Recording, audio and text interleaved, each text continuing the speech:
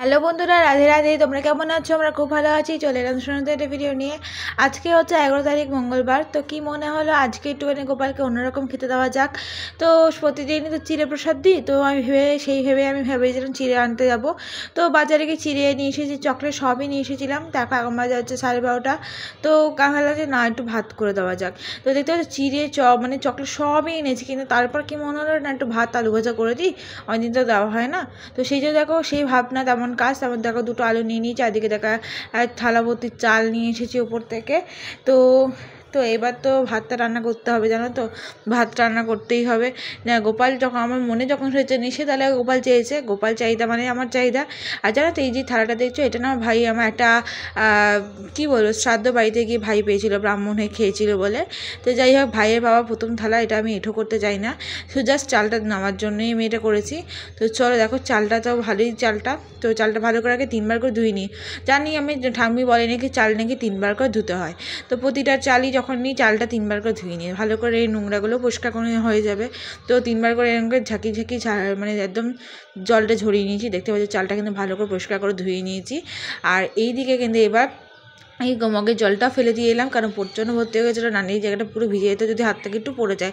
আর আমি তো এরকমই, জানো তো তোমরা, হাত থেকে সব কিছু পড়তেই থাকে। তো যাই হোক, বাসনগুলো তো বের করি, তারপর তো রান্নাটা স্টার্ট করবো। তো বাসনগুলো দেখো বার করে নেওয়া আগে, এগুলো ধুয়ে নিতে হবে। তো এই দেখো সব ভাড়াটা ঘরে গঙ্গা জল ছিটিয়ে দিয়েছি, আর গ্যাসটা এখানে রেখেছি, কারণ ওই জায়গাটা ঝাঁটা রাখা আছে, তো ঝাঁটাটার কাছে রান্না করা উচিত না, গোপালের রান্না। তো যাই হোক, যখন একটু দুধ গরম হোক, তাই হোক, ঠিক আছে, ওখানে এমনি না রাখাই ভালো, সেই জন্য আমি এখানেই নিয়ে এলাম। তো তারপর পর্দাটাও সরিয়ে দিয়েছি হালকা করে, নানে যদি লেগে যায়, আমার তো ভরসা নেই। দেখো হাঁড়িটা ধুয়ে হাঁড়ির মধ্যে হাফ হাঁড়ি জল নিয়ে নিয়েছি। এর মধ্যে আমি চালটা দিয়ে দেবো। দেখতে পাচ্ছি চালটা 3বার করে ধুয়ে রেখেছিলাম, সেই চালটা এর মধ্যে দিয়ে দেবো। তো পাখির আবার সুন্দর ছাদে বসে তোমাদের সাথে গল্প করতে তো খুবই ভালো লাগে, আর গোপালের ভিডিও দিতে তো সবথেকে বেশি ভালো লাগে। তো যাই হোক দেখো, আমি কিন্তু গামলা মানে হাঁড়ির মধ্যে আমি কিন্তু চালটা দিয়ে দিয়েছি।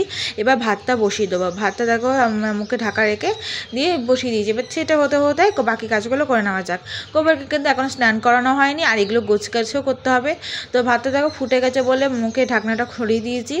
আর এই দিকে কিন্তু গোপালের কিন্তু এখন চান হয়নি। যাই হোক, আলুটাকে ভালো করে ছুলে ধুয়ে দেখো ভালো করে লম্বা লম্বা করে কেটে নিয়েছি, আলু ভাজা করবো তো সেই কারণেই। তো এই গোপালকে চান করাতে হবে। আর এই দিকে দেখতেই পাচ্ছ সব কিন্তু গোছানো হয়ে গেছে। বাকি কিন্তু যেই আলুর ছোবাগুলো ওইদিকে ফেলে দিয়েছি। তো যাই হোক, দেখতেই পাচ্ছি 3টে চকলেট বার করে রেখে বাকি চকলেটগুলো গুছিয়ে রেখেছি, আর চিড়েটাও কৌটো ঢেলে রেখেছি। আর এইদিকে কিন্তু গ্লাসটা ধুয়ে ওদের সামনে রেখে দিয়েছি। এবার দেখো গোপালকে চান করাবো বলে ওদের জামা কাপড়টা খুলে দিলাম, গয়নাগাটিও খুলে রেখেছি। আর এইদিকে দেখো গামলাটা কিন্তু আমি ভালো করে ধুয়ে দিয়েছি, দেখতে পাচ্ছ। তো গামলার মধ্যে ওদিকে বসিয়ে দেওয়া যাক। তো দেখতেই পাচ্ছ ওদিকে কিন্তু গামলায় বসিয়ে দিয়েছি, আর রাধাকেও কিন্তু গায়ে গামছায় জড়িয়ে বসিয়েছে, ও তো মেয়ে, সেই কারণেই। তো ওইদিকে দেখো বসিয়ে দেওয়া হয়েছে। এবার ওদেরকে ঘি মধু মাখিয়ে শঙ্খের জল মাথায় দিয়ে, তারপরে মাথায় একটু গঙ্গা জল দিয়ে চান করিয়ে দেবো, এমনি জল দিয়ে চানটা করে নেওয়া যাক। তো তারপর তো জামা কাপড় পরিয়ে মানে চন্দন গায়ে লাগিয়ে দেবো। আর এখন মাঝে দেখতে পাচ্ছ 1:10। তো চলো চান করে দিই, না ঠান্ডা লেগে যাবে। তো ছোটো ছোটো বাচ্চা, বুঝতেই পারছো তোমরা। তো দেখতেই পাচ্ছ আমি কিন্তু চান করিয়ে দিয়েছি। এবার চটাপট গাটা পুছিয়ে দিয়ে আমি জামা কাপড় পরে গয়নাগাটি পরিয়ে দেবো। আর আমরা তো জানি আমি একই মন্ত্র জপ করি। তো মন্ত্র তো আমি আগের অনেক ভিডিওতে বলেছি। আর এইদিকে কিন্তু ভাতটা কিন্তু ফুটছে। তো যতক্ষণ ভাত হচ্ছে ততক্ষণ গোপালকে আমি রেডি করে নিই, চলো। তো দেখো গোপালকে কিন্তু আমি জামা কাপড় পরে গয়নাগাটি পরে বাসি দিয়ে দিয়েছি। আর এইদিকে কিন্তু রিজু দুটো ফুল এনেছিল, দেখতে পাচ্ছি। এবার ফুলটা চন্দনে লাগিয়ে ওদেরকে পায়ে চরণে নিবেদন করে ওদেরকে কিন্তু আমি এখন মানে চন্দনে ফোঁটা লাগিয়ে দেবো। তো করে নেওয়া যায়, যতক্ষণ ভাত হচ্ছে ততক্ষণ এইগুলো করে নিই। তো দেখতেই পাচ্ছ আগে চরণে দেবো। তো যাই হোক, চন্দনটা ভালো করে বেটে নিয়ে যায়, গঙ্গা জল দিয়ে ভালো করে চন্দন বেটে দেখো ওদের টিপে পরিয়ে দিয়েছে, বাহুতে দিয়ে দিয়েছে। আর এদিকে দুটো রাধার আর বড় গোপালের চরণে দুটো ফুল দিয়ে দিয়েছি। গোপাল তো একই, বলো তো, যে কোনো গোপালকে একবার ফুল দিলেই হয়, যেটা বড় গোপালকে দিই বা ছোটো গোপালকে দিই। তো যাই হোক, ওরা তো একই, রাধাকে আলাদা দিয়েছি আর ওদেরকে দিয়ে দিলাম। আর এদিকে দেখো ভাতটা কিন্তু অনেকটা হয়েই গেছে। তো যাই হোক, এখানে কিন্তু এবার আলু ভাজাটা মেখে নিই। তো এখানে দেখো লঙ্কা গুঁড়ো, হলুদ গুঁড়ো, নুন বার করে রেখেছি। প্রথমে দেখো আলু ভাজার মধ্যে আমি একটু নুন লঙ্কা গুঁড়ো দিয়ে দিলাম। এবার দিয়ে দেবো একটু হলুদ গুঁড়ো। তো হলুদ গুঁড়োটা একটু বেশিই পড়ে গেলো। তো যাই হোক, খেতে তো দারুণ হয়েছিলো যখন গোপালকে দেওয়ার পর, যখন আমি প্রসাদ হিসেবে খাচ্ছিলাম। তো যাই হোক, তারপর দেখো একটু মানে সন্দম নুন না, এগুলো কী বলে, সন্দম নুনই বলে। যাই হোক, নুনের পরিমাণটা একটু বেশিই দিলাম, কারণ হচ্ছে এই নুনে নাকি স্বাদটা একটু কমই হয়। আমরা যেমন রান্নার নুন যেটা ইউজ করি সেটা মানে অল্প দিলেই হয়ে যায়, এটা একটু বেশি দিতে হয়। তো যাই হোক, এর মধ্যে একটু চিনি দিয়ে দিয়েছিলাম, চিনি দিয়ে ভালো করে মেখে নিয়েছি। এবার দেখো ভাতটা কিন্তু হয়ে গেছে বলে আমি ঢাকা দিয়ে কিছুক্ষণ মা বলে রেখে দে, তো তারপরে যা কাজ করবি আলাম, ঠিক আছে তাই করা যাক। তো ঢাকা দিয়ে ওখানে রেখে দিয়েছি। এবার গ্যাসটা জ্বালিয়ে নেবো আলু ভাজাটা করার জন্য। তো আলু ভাজাটা করতেই হবে। দেখো আমি কড়াইটা ভালো করে ধুয়ে পুছে দেখো তেল দিয়ে গরম করতে বসে দিয়েছি। এটা যখন ভালো করে গরম হয়ে যাবে তখন আমি আলু ভাজাগুলো দিয়ে দেবো, তো যেগুলো কেটে রেখেছি। তো যাই হোক, আমি তো সর্ষের তেলেই রান্না করি, সর্ষের তেলই করছি। আর এদিকে দেখো আলুগুলো কিন্তু ছেড়ে দিয়েছি, তেলটা কিন্তু ভালো গরম হয়ে গেছিলো, জানো তো। ছাড়ার সঙ্গে সঙ্গে এমন ছিটকেছে, আমি তো পেছন দিকে ধরে গেছি। আর এই যে দেখো কত গল্প গুজব চলছে, ওইদিকে জিতু আর পূজা দিয়ে, আর এদিকে আমার মা। একটু পরে আমার ভাই এসে যোগদান করবে। তো যাই হোক, দেখো আলু ভাজা হয়ে গেছে, ভাত হয়ে গেছে। থালার মধ্যে দেখো আলু ভাজা আর ভাতটা বেড়ে দিয়েছি। আর এইগুলো সব গুছিয়ে রেখেছিলাম, মা বললো মা মেজে দেবে পরে। আলুন ঠিক আছে, মেজে দিও তাহলে।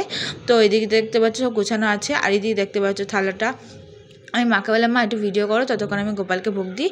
তো আমি এখানে এঁঠো করতে চাই না, তাই জন্য আমি একদম নিজে হাতে করে বসে খাইয়ে দেবো। আর এদিকে দেখো ভাই আর মা মিলে কী সব করছে। তো যাই হোক, কিছু করার নেই, ওরা যা করছে করুক। আমি নিজে হাতে গোপালকে কিন্তু নিজের হাতে ভোগ খাইয়ে দিচ্ছি, দেখতেই পাচ্ছ।